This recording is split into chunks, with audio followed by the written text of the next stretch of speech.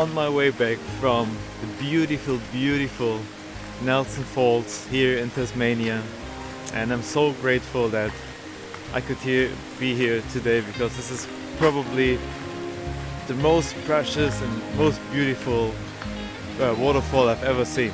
And I've seen quite a lot already through my travels in New Zealand and other countries.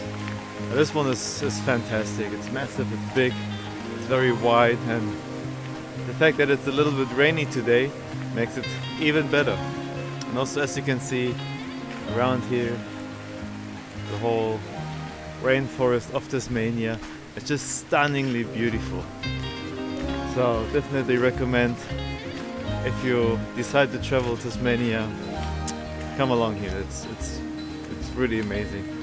It's also one of Tasmania's 60 great short walks.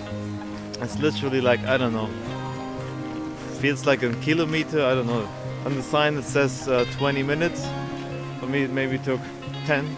I don't know, maybe they meant 20 minutes return. But definitely beautiful. Come along, check it out and enjoy.